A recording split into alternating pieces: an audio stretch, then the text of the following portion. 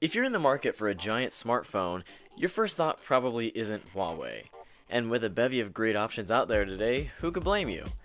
But if speedy performance, a premium design, and a battery you'll have to work to kill sounds like a winning combo to you, then maybe it should be. I'm Hayato Huseman, bringing you Pocketnow's better late than never coverage of the Huawei Ascend Mate 7.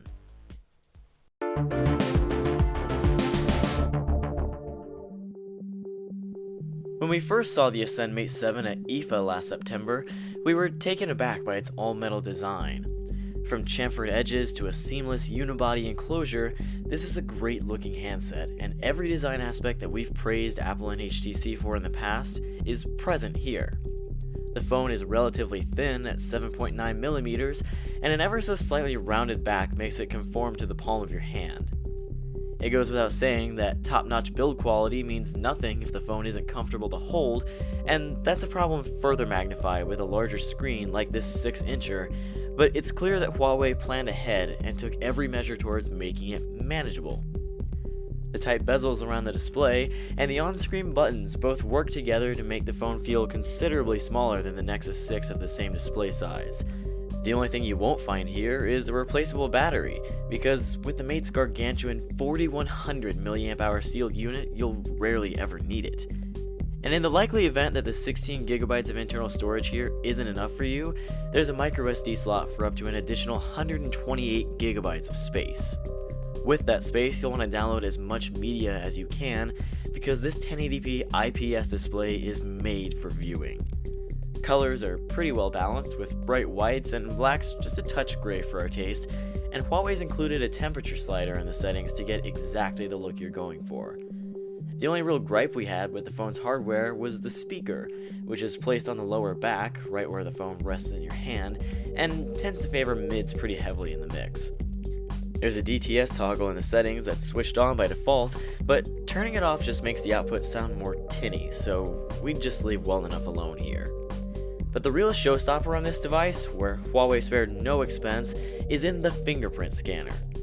Where many have tried and failed in the past with strange gestures and awkward placement, the Ascend Mate 7's biometric identifier is intelligently placed, it's lightning fast and very accurate, and it can even be used when the phone is on standby. Add in its multi-finger memory and the ability to snap a photo by placing any finger on the scanner while in the viewfinder, and you're looking at what's arguably the smartest implementation of a smartphone fingerprint reader out there. The Mate 7 runs a skin version of Android 4.4.2 with the third iteration of Huawei's Emotion UI front and center. You'd be forgiven for likening it to some other user interfaces that sport rounded icons and lack an app tray, but comparisons out the door, Emotion UI is a slick and refreshing take on Android with plenty of customization options. Take the Themes app, which, you guessed it, lets you apply different themes to spice up your home and lock screens, icons, and font. You can even mix and match specific parts from each theme, and we especially liked the magazine style for its shuffling lock screen wallpapers.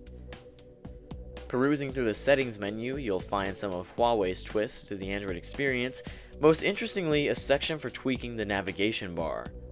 You can rearrange the traditional buttons and even add 2 new buttons, one to call down the notification shade and one to hide the buttons entirely.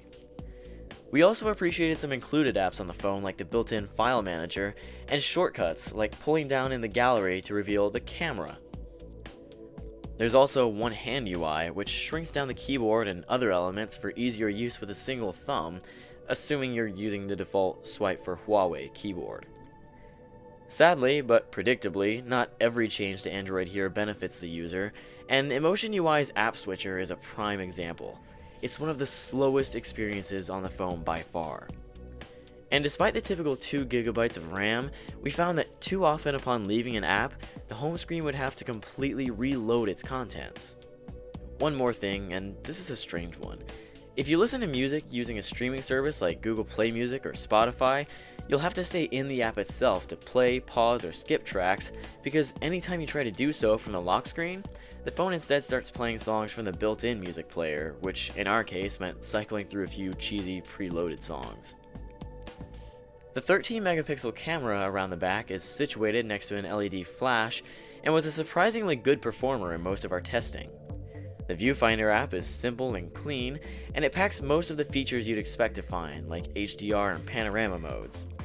There's also a mortifying beauty level slider when you're using the front-facing camera, and what Huawei's calling all focus on the main camera.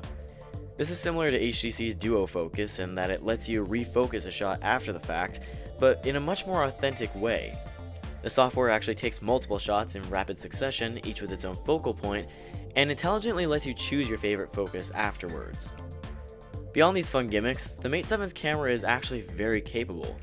Shots in daylight look bright and vibrant, albeit a tad overexposed in most cases, and even photos taken at night can look very good in the right circumstances. Don't expect as much from the front-facing camera though, which we found to be, well, a front-facing camera. 1080p video isn't half bad either, though without OIS, clips tend to be a little shaky, and the audio starts breaking up pretty quickly in loud environments. In general, the Mate 7 performs very well throughout day-to-day use, as any device with a whopping 8 cores at its disposal should. But as we mentioned before, there are some issues that permeate through an otherwise smooth experience, and even typing the script in Evernote brought up some pretty significant keyboard lag. It's important to note that by default, the Mate 7's power saving mode is enabled, and turning it off makes for a noticeably faster experience, especially in gaming. We tested a few titles, and with power saving mode enabled, even Threes was visibly choppy and just looked off. Once you free the phone from its own shackles, games like Asphalt 8 and Monument Valley start looking more like what we're used to seeing. Now, it's no secret that demanding games take a lot of power, and that's where the Mate 7 truly impressed us. We tried to kill this thing in our week of testing. We really tried. But no matter how many HD videos we watched on it or how many crazy games we played, it refused to give in, even after a 20-hour day with over 6 hours of screen on time. Call quality was above average as well, and our unit held a solid signal over AT&T and T-Mobile in the Indianapolis metropolitan area. You can order your own Ascend Mate 7 stateside from Amazon for about $520 US, which puts it below the price point of most other large flagship phones. But is it worth buying? Well, if battery life and build quality are most important to you, then yes. We've tested very few phones that can outpace or even match the Mate 7's longevity reports, and though our unit has a few scratches from day-to-day use, the aluminum frame might make you reconsider getting a case. There are better options out there if you most value media consumption, and the software experience has its quirks, but the Ascend Mate 7 is a solid choice for all but the most demanding user, and it leaves us excited for what Huawei has in store next.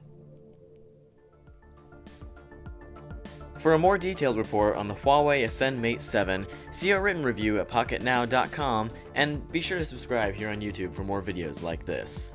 Until next time, this has been Hayato Huseman, putting the intern in internet, and we thank you very much for watching.